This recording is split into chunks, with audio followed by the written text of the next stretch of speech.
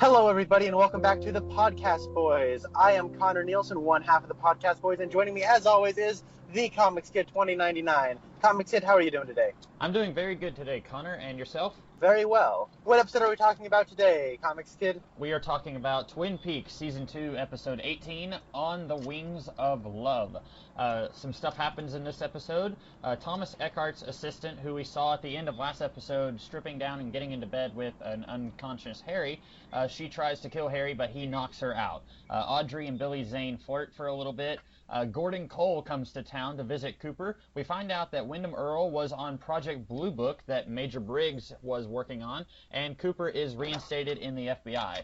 Windom Earle talks about how he is going to kill either Donna, Shelley, or Audrey. Donna stalks her mom, who is going to meet Ben Horne in secret. She and Audrey spy on their meeting, and we find out that Ben and Donna's mom actually had an affair 20 years ago, although I don't think Donna and Audrey actually hear that part of the meeting that they spy on.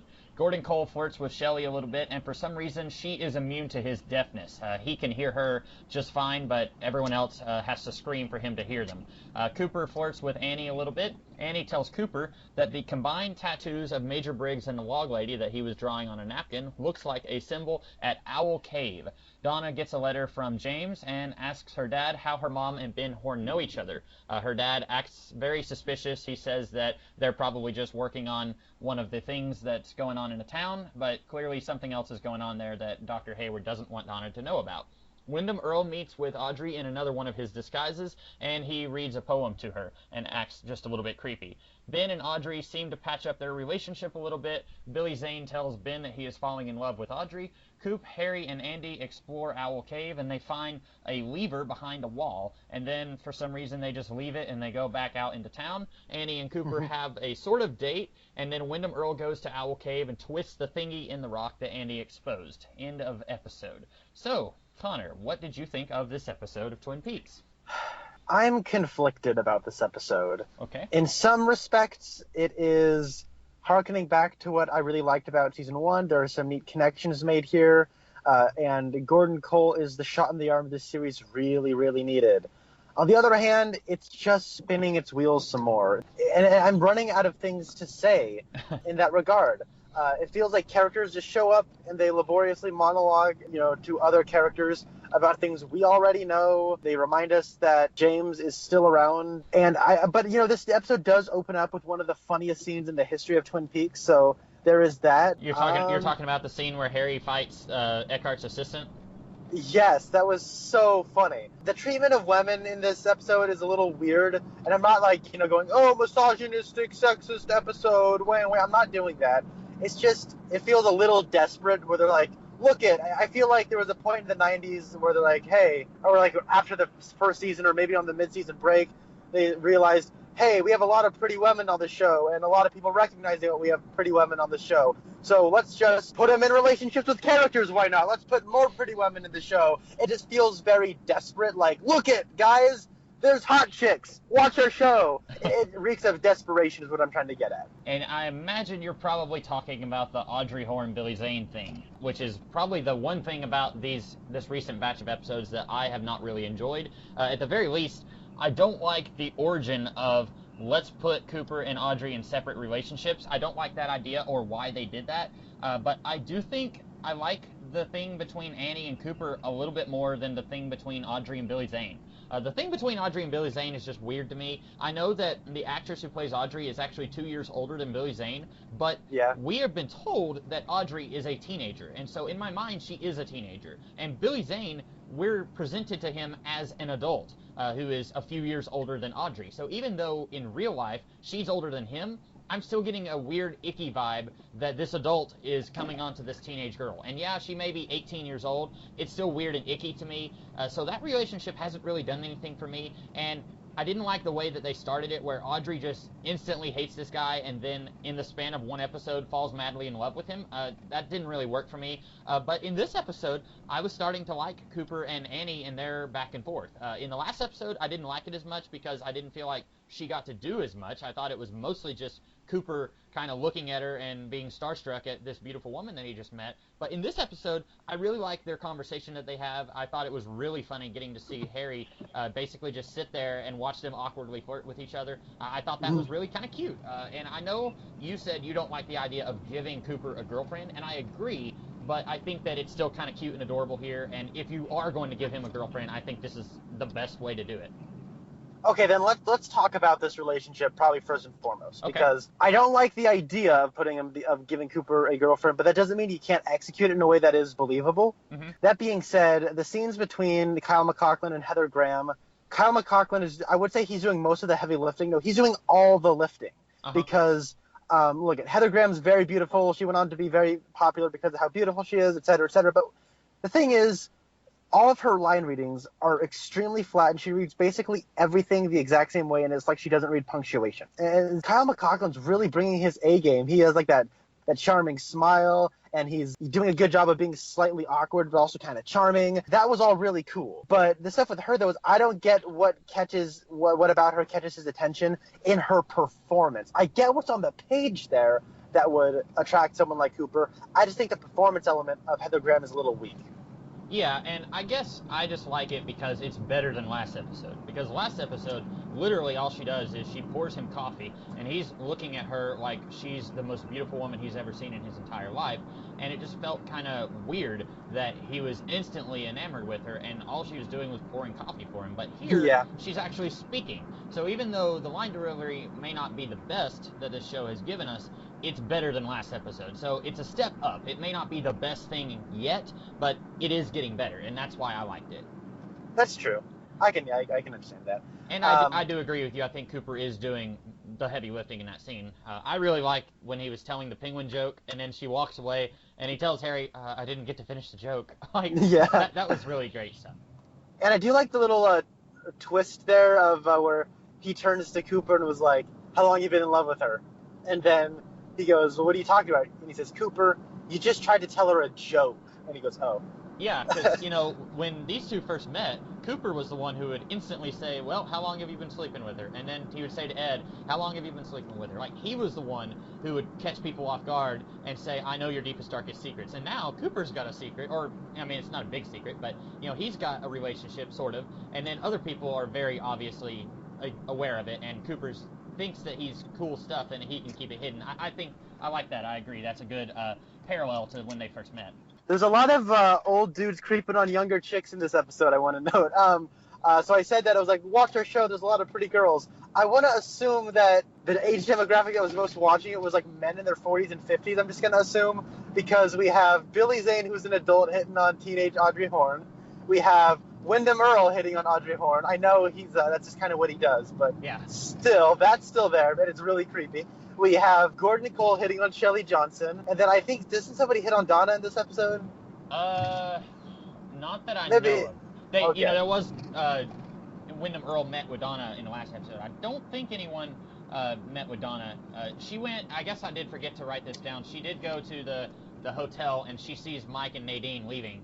That was weird. Oh, yeah. I don't have anything to say about that other than it was weird. I don't think anyone was hitting on Donna, but you're right. There is a lot of almost inappropriate interactions between men and women in this episode. But, it was just really weird. Yeah, it's mostly just odd. It's not so much inappropriate. I guess inappropriate's the wrong word to use. But, yeah, there's quite a bit of that going on here. Yeah, I don't want to insinuate that it's in poor taste. It's just weird. Yeah. And not in a Twin Peaks way. It's just, huh.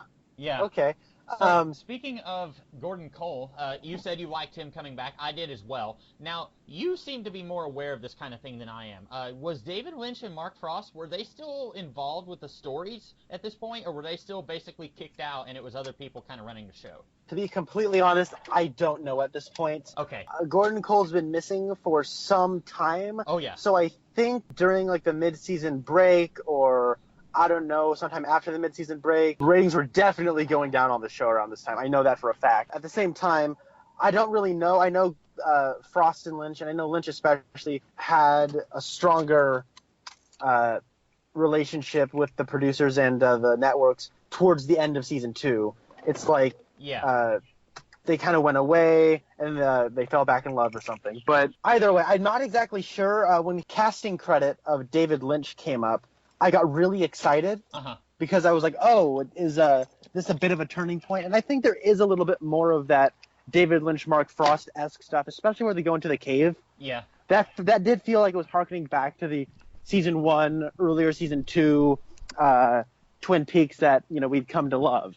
So, but that's a pretty small ingredient into this otherwise largely bland stew that's being cooked that is this episode, I feel. So maybe we'll get more of it down the line, but I think we are going to get more of it in the next 4 episodes. I think there's only 4 more episodes left. I think 4, yeah, I think you're right. Well, I should go ahead and say I was just assuming that since he was coming back in an acting role, that he was somehow involved with the stories once again. It would be really weird if they had basically kicked him and Frost off of the story part of the show, but then he came back and was acting as a character. So I assumed, and you're right, it's been a really long time since we saw Gordon Cole. There was one episode, a few episodes back, where Al was talking about, he said, Gordon Cole sent me, and he does a Gordon Cole impersonation, and that would have been an instance, if it was season 1 or early season 2, we would have actually heard Gordon Cole on the phone. So that was a period where I feel like Lynch was kind of on the outs with the people making the show, and then something happened where they got back in each other's good graces, and they brought him back.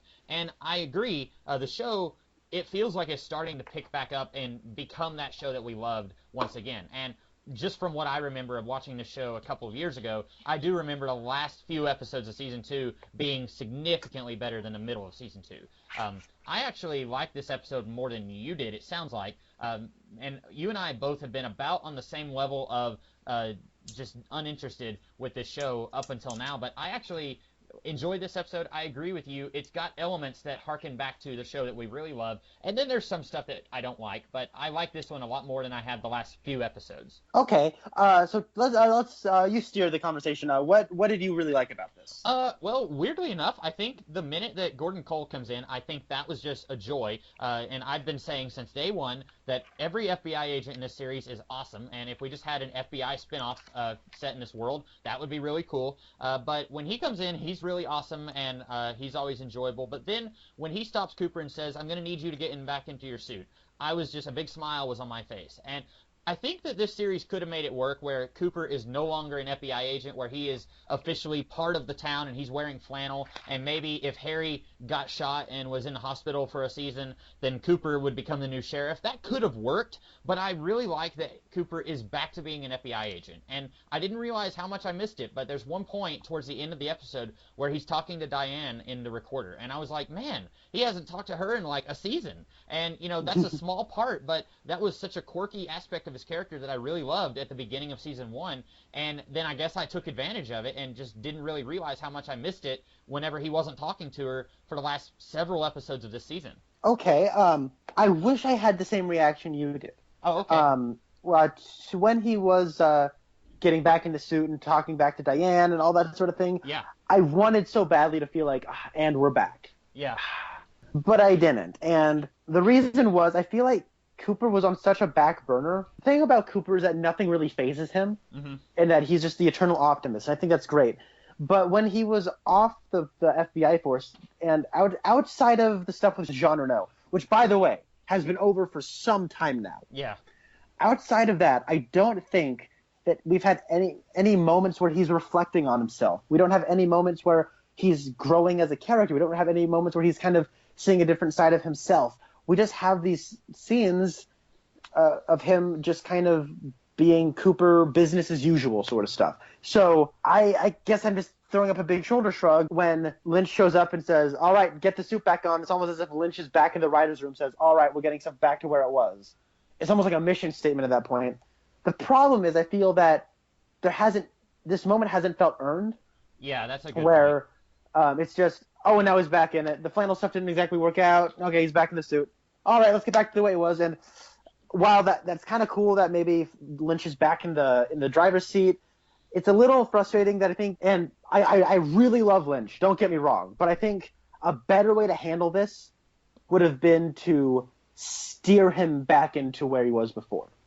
Yeah. Instead of just, all right, here's the suit, let's go back to business. So that's really kind of where that stuff felt a little meh. And then at the beginning of this episode, Cooper is just kind of throwing around a lot of one-liners, and while they are funny one-liners, there's so much of it, it almost feels like a parody of Cooper. Just the amount of like one-liners he's throwing around. I can't really remember them, but it's stuff where Harry comes back and he's hungover, and then he's just talking and talking and talking right before Gordon Cole comes around. So I don't know. I wish I was feeling the way you were feeling, but there was just too many little things that have started to bug me, and I don't think these things would have bugged me if these last like 6 episodes weren't so underwhelming. That's a very good point, and you're right. It doesn't feel earned. It kind of just feels very spur of the moment, like, okay, he's back to being in the FBI, because it wasn't that long ago that Cooper was deputized. It was just a few, like 3 or 4 episodes ago that he was deputized, and you would feel like maybe this would feel like a bigger deal if they had waited like half a season. Like if this series had gone on to season 3, if they had waited till like middle of season 3 and Gordon Cole comes in and says, we've got a huge case. I know that you're comfortable here in Twin Peaks and most of the agents back on the force feel like you've moved on. We need you back in the field. And then it's like he puts on a suit and he walks in and he says, hey Diane, it is 7:53. If he had done that, it would have felt like a huge deal and it might have felt earned. Maybe by this point Lynch realizes that the show is coming to an end, and maybe that's why they brought him back. I don't know. Maybe they felt like, okay, we're going to get canceled.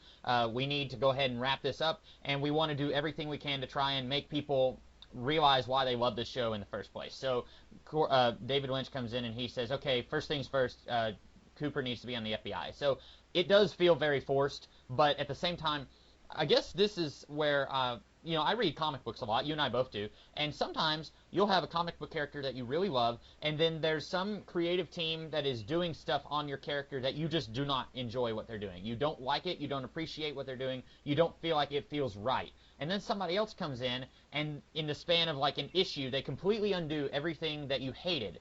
And then you're like, yeah, things are going back on track again. And in your heart of hearts, you know that it feels forced, and they're basically just doing it to try and get things back on track, and it's not really coming from a natural, organic character place, but at the same time, you don't care because you want to see that character get back to the way they should be in your mind. And so I guess I kind of am seeing this like that, where Cooper, in my mind, he works better as the outsider FBI agent who is trying to fit in and not as the guy who has already fit in. And like I said, you could have made it work where he's a part of the force and he's kind of replacing Harry or whatever, but I do like where they end up, but I agree with you, the path that they took doesn't really work. What else about this episode is there? Can we talk about the first scene? Because yeah. I remember in the previous episode, we didn't have any clue what was going on.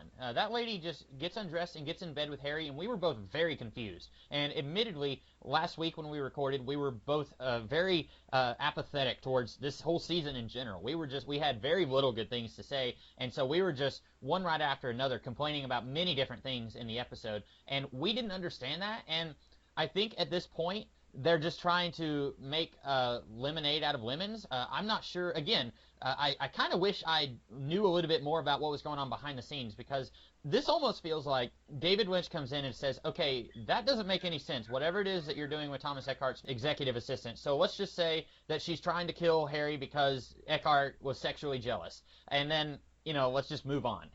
It was weird, but it's the best explanation. I feel like it's the best explanation for how, for why that woman was getting in bed with Harry at the end of last episode. What do you think? Isn't Eckhart dead? Yeah, and I think what the series is trying to say is his last orders to his executive assistant was, and I want you to kill Harry Truman because he slept with Josie, and I wanted Josie for myself. I guess that's where they're getting at with this, but it's just weird. Like, as soon as Harry knocks that girl out, and then she says she wants to talk to the African prime minister or something like that. It was some African politician, which none of that rings any bells with me. I don't remember if that leads anywhere later in the season, or if they're just trying to tidy up that subplot and get rid of it so they can focus on the other subplots. But then Harry says, why would she try to kill me? And Cooper says, because Eckhart was jealous of you and Josie. And I feel like I said, I think that's just David Lynch coming back and says, okay, let me try to make sense out of this mess that you wrote the episode into last week. I don't know. I do like the line, sexual jealousy. The way Kyle MacLachlan delivers that is hilarious. It was great. And also the way Michael Ontkean reacts to that line delivery was also pretty good, I think. I liked it. This opening scene is hilarious because Jones, who is Eckart's ex-assistant, I guess ex-assistant by virtue of him dying, she strips down and she starts acting all sexually seductive, even though he's asleep. Yeah. Which is hilarious because then she's just playing for the camera.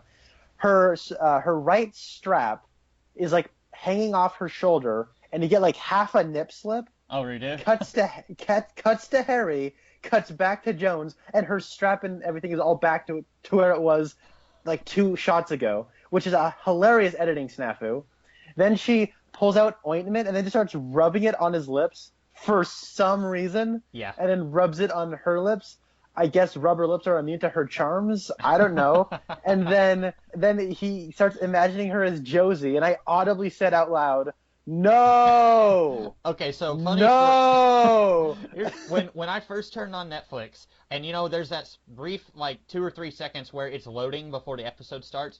The video thumbnail on the screen was Josie, and I was thinking to myself, I thought she was dead. I didn't think she was coming back after she died. And I honestly did not remember her being in the show anymore. So maybe instead of it being an editing snafu, maybe it was Josie's ghost fixing her bra strap so that her man doesn't get a look at this lady's goods. Maybe Josie, even though she was evil and was just playing everybody like a fiddle, maybe she didn't want Harry to get a look at this lady, what she's got. I guess so.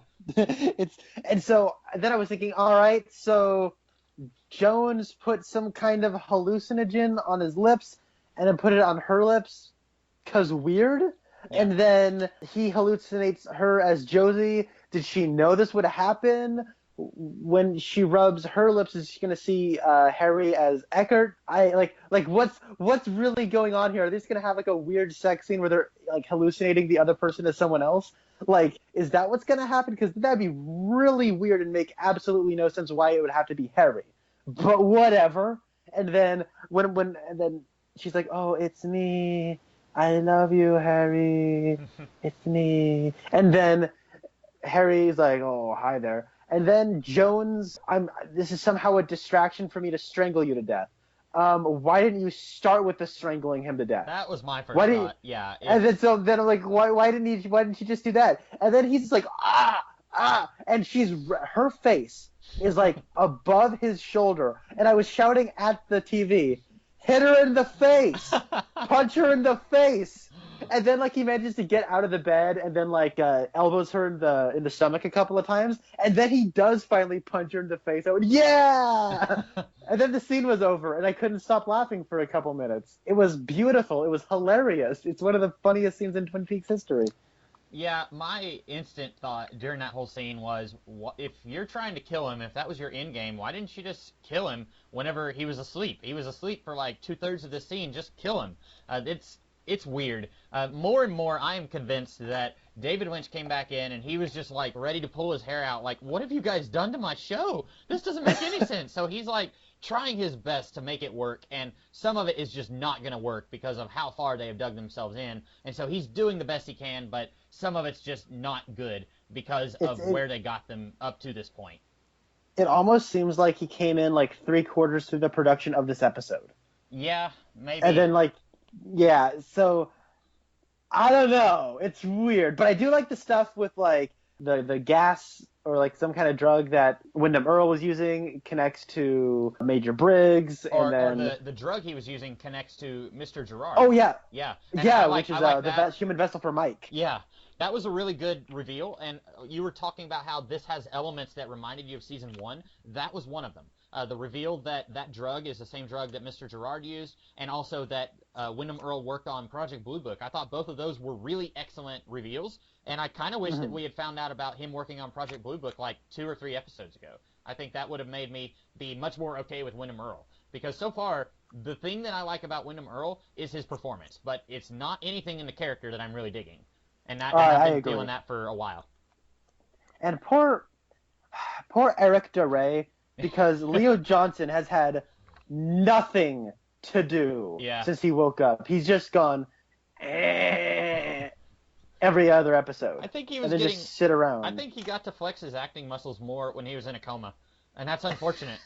Him and the lady who plays Nadine, they've both been in such an unfortunate predicament this entire season. And, we haven't enjoyed Nadine, and bless her, she's only in about 2 seconds of this episode, and I'm so happy. I haven't been enjoying Nadine for this entire season, where she's been acting like a teenager, but at least she gets to do stuff. But poor Eric DeRay, like you said, here he's basically just Igor to Dr. Frankenstein in a form of Wyndham Earl, and then he's in a coma. Like, he hasn't gotten to do anything. And I bet he was getting tired of playing the abusive boyfriend in season 1, but oh man, that must have been looking really nice right about now, where he hasn't gotten to do any acting at all this entire season.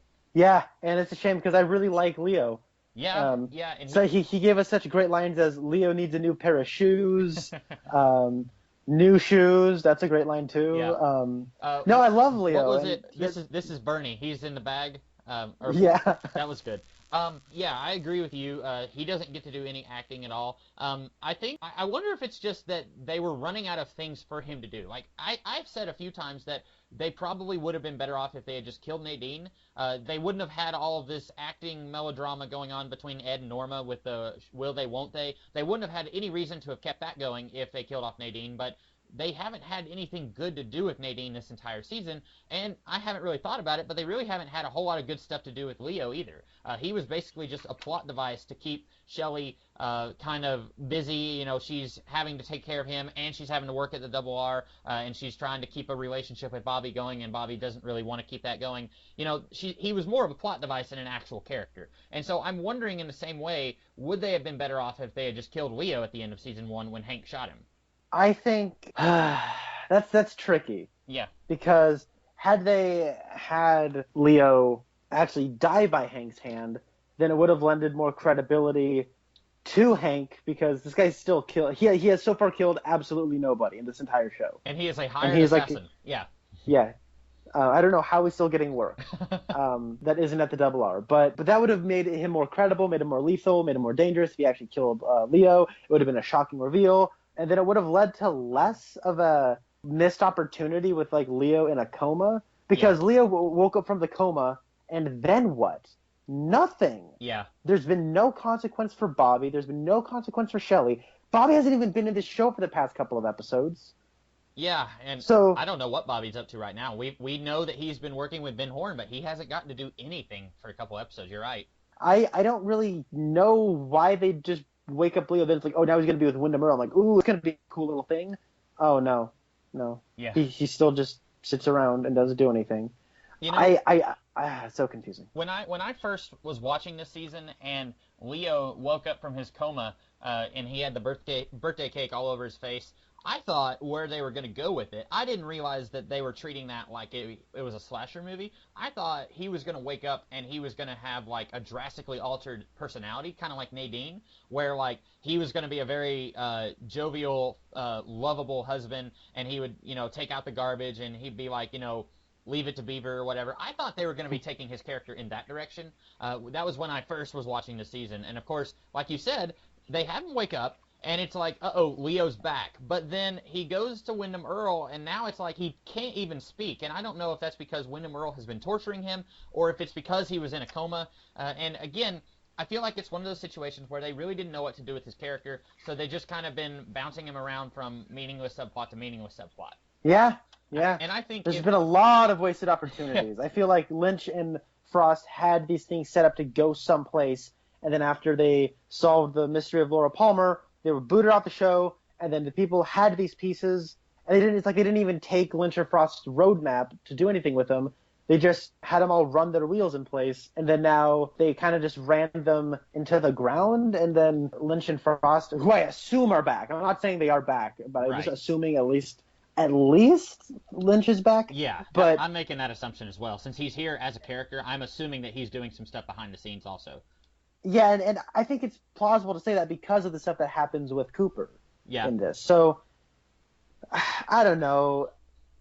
I think that's I still like the aesthetic of the show. I still like watching it, but thinking critically about it is becoming more and more frustrating. Yes, very much so. And you know what's funny is the past, 8 episodes or so, where we've both been increasingly more aggravated with this show, I have found myself at a point where I'm like, man, I'm so glad that this show didn't get a 3rd season, But then, without spoiling too much for you or for anyone who hasn't seen the rest of the series, when we get to the very end, I find myself saying, okay, what happens next? And so, like, I'm excited, and then we don't get to see what happens next, but, like, here at this point, I'm just like, okay, I just want it all to be done. But then they make me care by the time the season is over, so I'm caught between I want to see what they would have done next, but if they had gotten to season 3, I guarantee you it would have been more of this. It would have been a lot of characters being introduced, new characters like Billy Zane and Heather Graham, and old characters who've been around since the very beginning who don't get to do anything, and they just hang out not doing anything. It would have been a lot like that. It wouldn't have been the good stuff that we remember from this show. So I'm frustrated and I'm torn.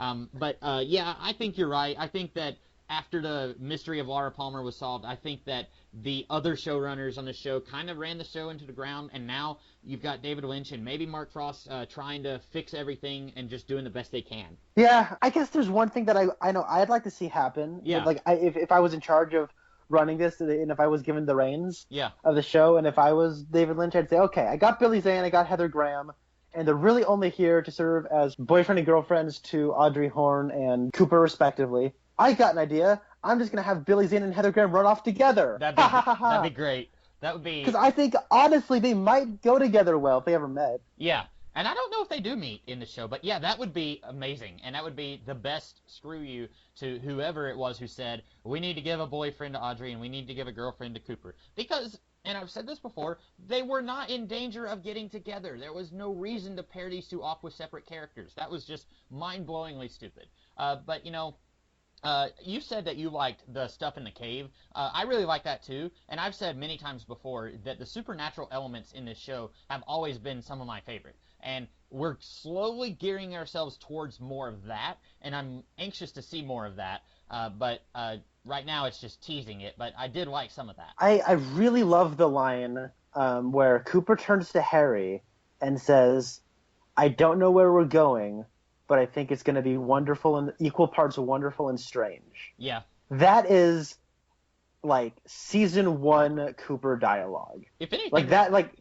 What was that? I was going to say, that should just be, like, the motto for Twin Peaks. Or at least the first half of Twin Peaks. Like... Oh, I know. Like that line, I was like... It was almost like one of those poignant moments for me where I sat there and, like, I had some sort of epiphany. Yeah. Where I was like, whoa, okay, I can dig it. And so, yeah, it's almost like you could put that on like on the poster of somebody made a poster for Twin Peaks. Yeah. I don't know where we're going, but it's equal parts wonderful and strange. It's such a good line, and like them in the cave, and you know you have Hawk and Andy there. Andy's bumbling, and you know what? I'll even say this: we get one scene with Lucy and Andy, and it was like classic Andy and Lucy stuff.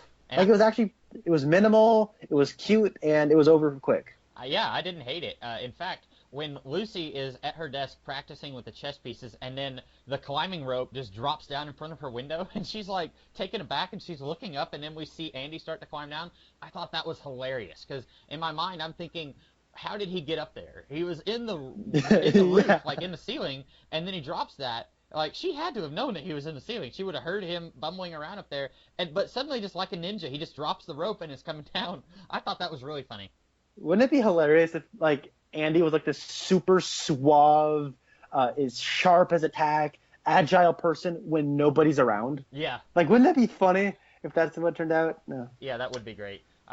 It kind of reminds me of a character from this book I read when I was a kid. I think the book was called The Westing Game, and they made a movie about it years later. But one of the characters in the book was kind of like a stooge, like he was just a little bit of an idiot, and everyone just kind of treated him like he was an idiot. He might have been like a maintenance man or a janitor or something, but then like 3/4 of the way into the book, you find out that he's actually like an FBI agent, and he's like been playing everybody for a fool. I kind of feel like that would be what Andy would be like. He, not necessarily like he's an FBI agent, he has a big secret, but just like when nobody's paying attention, he's actually like a lot less clumsy and idiotic than we've been seeing him be. And then also Hawk is what really makes that scene awesome, because then he walks in, just has a puzzled look on his face, and then just walks away. Yeah. Is that your God Bless You Hawk moment of the week? No. Oh, no, okay. it's not. Do you have one? Because I don't remember Hawk doing a whole lot in this episode. God bless you, Hawk! God bless you, Hawk. You are filling in the holes and giving Cooper clues inside the cave. They wouldn't have been able to navigate that cave without you, because God bless you, Hawk! You know, that's going to be the thing I think that we're going to miss the most. Like, a couple weeks after we finish this season, we're going to be like, I miss the God bless you, Hawk moments. Like, I'm going to have to direct you towards that one episode of The X-Files he was in, and then you'll have to watch Roswell. That was a TV show from like the early 2000s that was like teen melodrama. They're aliens, and he was like a cop in that show also. He's always a cop. He's kind of like the dad from Family Matters. He's always a cop in everything. But yeah. I watched Ghostbusters. Yeah, I know. I'm sorry. I watched Ghostbusters for the first time like a month ago. Yeah. I'm sorry. I know. Oh, and he was 20 years in old. that. Yeah, the dad. Yeah, he shows up for like a scene, and guess what? He's a cop. Yeah. I actually recently watched that again too, although I had seen it before. I was watching that again recently, and he comes in and when he says, "Ghostbusters, Mayor wants to talk to you," I was like, "It's that guy. Me and Connor have talked about him before." Yeah, that's what Hawk is. He's just like. He'll go in and read for a part, and they're like, now, this isn't for a police officer. And he just takes the script and just, like, throws it in the air and just walks out. Like, fine. You don't want me to play what I'm good at. So, speaking of this episode, I do feel like this episode spends a little too much time on Donna and Wyndham Earle's whole plan to kill one of the girls. Donna's reading a note from James, and I don't care because I still don't understand why James left. I'm happy that he left, but I don't understand why. And then she tells her dad he did what he had to do. And I'm thinking, what did he have to do? Why did he leave? Why did he have to leave? I don't get it. And then Dr. Hayward, and they're having their little discussion, and it's clear that Dr. Hayward knows more than what he's letting on. And it seems like Donna should know more than what she's letting on. Like, she doesn't understand what her mom was talking to Ben Horne about, but, like, she sees these flowers that are delivered with no card. She and Audrey go and spy on them, and we don't see what all they actually get to see in the meeting because we see a good portion of that meeting between Ben Horne and Miss Hayward, and then we see Audrey pull down the little spy hole so that they can look in it. And it seems like Donna should be smarter than this. And I know we're talking about Donna, but it seems like she should have figured this out already, and it feels like she's going to spend the rest of this season trying to investigate this because we know that her investigative efforts have been just worked out so well before now. So, anyway. That's why she's collaborating with Audrey right now. Yeah, because she's like, hey. If she didn't, it would take her a year and a half to figure this out. Yeah. I've done nothing but suck at being a detective for years now. I'm going to team up with Audrey because she seems to have her stuff together. You know what would be great? Since I don't think these two have even spoken to each other since before Audrey went to One-Eyed Jack. So it would be great if Donna went to Audrey and was like, hey, what do you have on the Laura Palmer murder? Like, Donna, that was half a year ago. Oh, I know. We haven't talked to each other since then. Sorry, that was a lot funnier to me than what it should have been. But then... I got drugged. I went up to a brothel that's owned by my dad. My dad tried to sleep with me because he didn't know it was me. And then there was this murder that happened between the owner of the place. And then, it got pretty crazy. I'm going to feel like an idiot if these two have talked to each other since then. I don't know if they have. I think they were both at Leland Palmer's wake, but I don't think they talked to each other at that point. But, also, speaking of Donna and Audrey... Do you think it's a little weird that Wyndham Earle is like, pick a card, Leo, or pick 3 cards, and he picks 3 cards, and it's Shelley, Donna, and Audrey, and then he says, one of them is going to die.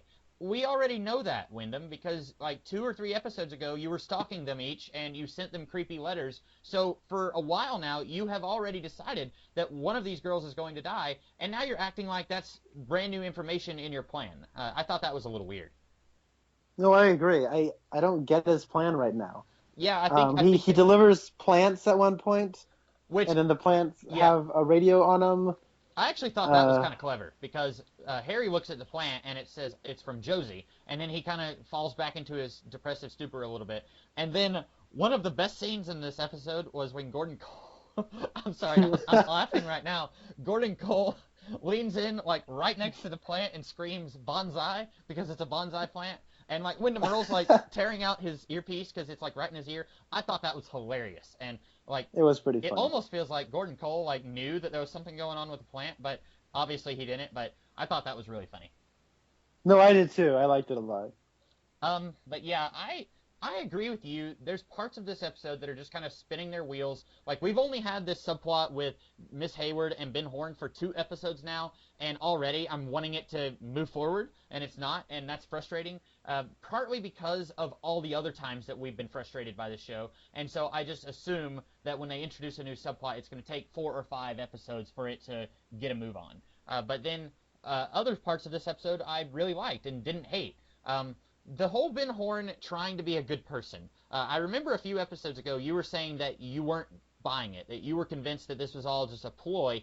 I think it was around this point when I was watching the show the first time that I finally understood that it's not a ploy and that he actually is trying to be a good person. What do you think of that?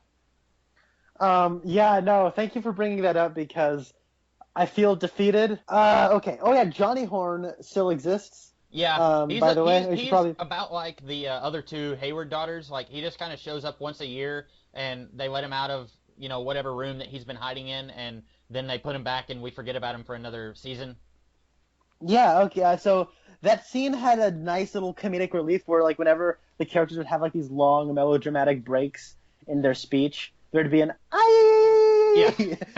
"aye." And you know what? That does feel like a Lynch move. Like, all right, this is pretty melodramatic, but remember, this is kind of like a comedic parody of soap opera. So we'll have the soapy scene, but then we'll integrate this little comedic relief in between it. That was smart. There was something there. There was some kind of an approach to comedy. There was some kind of approach to telling this, a comedic way to telling the story. That was really cool, and I liked that little detail of Johnny Horn being inserted into the scene. Yeah. I like that. The reason I say I feel defeated is because I'm like, you know what? You can't fool me, Ben. I'm smarter than that. And then this is like the 5th episode in a row where he said, I'm trying to be a good person. No, no, no. I've really changed. And I'm thinking, okay, I submit. You really changed. He's really changed now. So Well, and there's there's really, you shouldn't feel bad for not buying into it because this is Ben Horn we're talking about. He's been the sleaziest, shadiest character in this show, with maybe the exception of Catherine Martell in this entire series. So him to suddenly say that he's trying to walk the path of righteousness and that he's a good person, that he's changed his ways, there's no reason for you to think that he's legit. You should think that he is planning something sinister. But at this point, it's like, oh wait, he's for real. And it kind of reminds me of Lionel Luthor in Smallville, where he was one of the worst people in that show for like 4 years. And then suddenly it's like, oh wait, I'm a good guy now, and it just feels very, very sudden and forced. It's very much like that, and I've compared him to Smallville and Lionel Luthor before, and also Willem Dafoe and Norman Osborn, but like, it feels weird, and I think that there could have been a way to have made it work. Remember that like 5 episode stretch where he was crazy and he was playing with Civil War toys and stuff? Instead of doing that whole subplot, what they should have done when he got out of prison, he should have said, okay, everybody, I've been a terrible person and that's why I was defeated. If I become a good person, then maybe I will be victorious. If they had just done that, I think that this could have worked a little bit better. And then you could have Audrey, who has been very skeptical of her father pretty much for this entire series, and she could say, I don't know if I trust you, Dad. You've been kind of a shady person for my entire life. I don't buy into this. And you could have her be the voice of the audience. The audience is saying, I don't know if I buy into this, and then Audrey saying the same thing, and then she can be kind of our lens into figuring out if Ben is for real or not. But they didn't do any of that, and so it feels forced. So even though you feel defeated, you shouldn't feel bad because the show is kind of cheating, trying to make him into a nice person all of a sudden. No, yeah. It is a contrived series of events that's led us to this. One thing I have a question about. At the beginning, did they say it's Albert who went to Bend, Oregon? Oh, I didn't hear that line. I thought they said Ben went to Bend, Oregon. I thought that was hilarious because Ben and Bend sound similar. Right. So, but Ben was in this episode. Yeah. So, and then I don't think it would have been Ben. It might have been Albert. Who was it that said that line? I think it was Gordon Cole. So it had to have been Albert. Then, yeah, I guess. Probably. So I get a real kick out of all those little references because, I mean, I live in the Pacific Northwest. Like, all of these places are real places. Like, them talking about rafting on the Snake River. Like, I know exactly where the Snake River is. When they say, like, oh, yeah, they're in Bend, Oregon. I'm like, oh, Bend, Oregon's 3 hours away from me. I know exactly where that is. And then when one of them says, like, they were going to go to, like, what's his face? Wyndham Earl in the disguise of Doc Hayward's buddy. When he's talking to Don, he says, oh, yeah, I got something going on in Spokane. Yeah. I know, like, my grandparents lived in Spokane. I went there every single year as a kid. So, like it's just really weird and surreal. So, Yeah. because like usually when you're in fiction, you hear about Southern California or New York, and that's really your only two options that anyone ever makes movies or television or any sort of entertainment about. So hearing something about the Northwest is kind of cool. Yeah, I agree. And I'm in a similar situation where like you hardly ever get movies set in the South, and if they are set in the South, then it's usually not a very it's not a good approach to it. It's like trying to show the South as this very ugly, gross place that you don't want to live. So that's I can see where you're coming from. Where like if they made a TV show, especially a really popular cult TV show like this, set in Tennessee, then I'd be all over that. I'd be like, yeah, I've been to that place. I know where they're talking about. Yeah. This is really off topic, but I recently watched the movie Captain Fantastic, which is not a superhero movie. Okay. It is an independent film that came out this year, starring Viggo Mortensen of Aragorn in Lord of the Rings fame. Yeah. He was the guy that he was like on my top 5 of who I wanted to play Batman in the current DC universe. Although I felt like he was just a tad too old, but since they're going for an older Batman anyway, he probably could have worked. Yeah, no, he basically in this movie plays some dude where he and his wife like hate capitalist American society and consumerism and whatnot.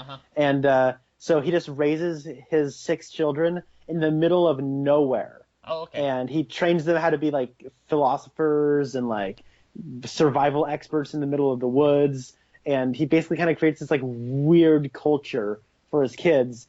And stuff like the first half an hour is just like him in the woods with his kids, like showing them how to hunt animals and how to read, and like he's kind of homeschooling them and all that stuff. And then the next hour and a half is them going into like the real world. And there's a part where they drive through Portland, Oregon. Oh. And they're on location in Portland, Oregon. And okay. So when you're on the east side of the Willamette River in Portland, Oregon, where I live, when you're going over the bridge to the west side where downtown Portland is, there is like this web of overpasses where like there's a bridge that like splits into all these different directions. It's like this weird, cool web of overpasses and exits. Yeah. And every time I pass by, I'm like, that just looks really, really cool. And like the exact shot that I had in my mind, if I was ever going to film that web of overpasses, was in this movie. And like there's a part where they're driving down I-84, and I'm like, that looks just like I-84 right outside of Portland. Yeah. And then the next shot is a big sweeping shot of downtown Portland and them driving over one of the many bridges. And I'm like, oh my God. And then like me and my brother look at each other, and everyone in my theater was like, yeah, woo! Yeah. Yeah, that's really something. It makes you feel like you're a special part of the movie whenever you get to see something like that you recognize in a movie or TV show like that. No, and it's even funnier because like Viggo Mortensen turns to his kids like, this is the real world, a shrine to consumerism and the bourgeoisie crushing the proletariat and all that sort of stuff. Yeah. And it was just really funny in this context, but that has nothing to do with anything other than it also takes place in the Pacific Northwest. Right, right. Well, I didn't have anything else to say about Twin Peaks, did you?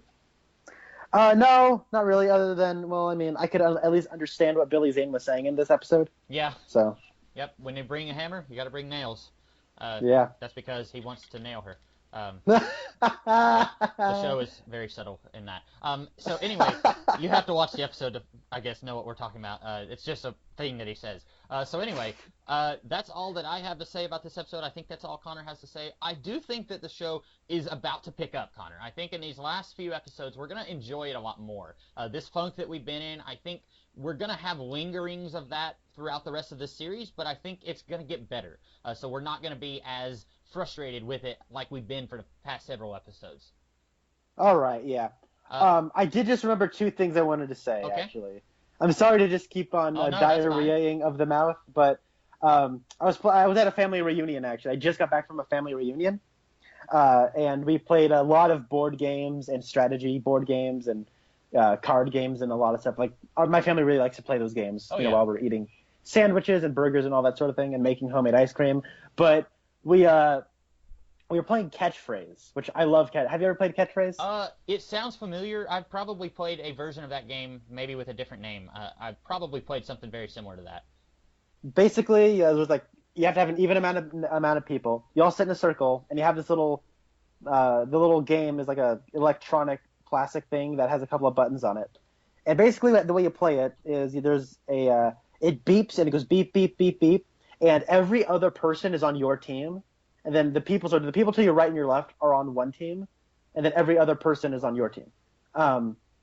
If that makes any sense.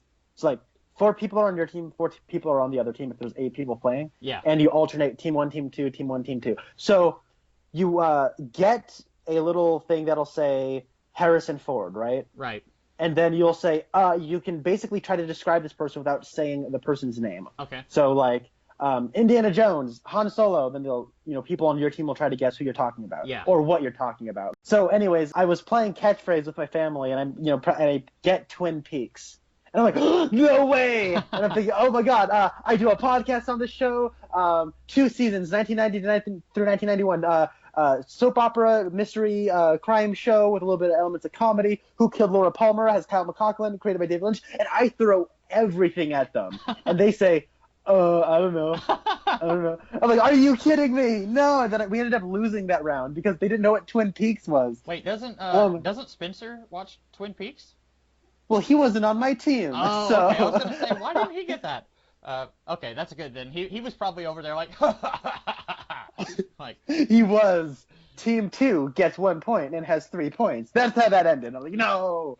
That's fantastic. Yeah. That sounds like I haven't played that exact version of that game, but I played something kind of like that using a smartphone where you describe something, but you're not allowed to just flat out say it. And I usually get really frustrated with those games because I will feel like I'm doing a really good job describing something, and then everyone else is just like, I don't know. And then I just like want to throw the phone. I'm just like, I can't play with you people. So I don't usually play those games because I get really angry and I lose my temper whenever I feel like everyone else doesn't know what I'm talking about. But it could be that I'm just not good at the game. That's a very strong possibility. Oh, well. You said you had 2 things you wanted to mention? I forgot the other one. I just wanted to talk about my family reunion Twin Peaks story. So. Oh, okay. Yeah. Well, I am the Comics Kid 2099. And I am Connor Nielsen. And we will see you guys in a week. Have a good one.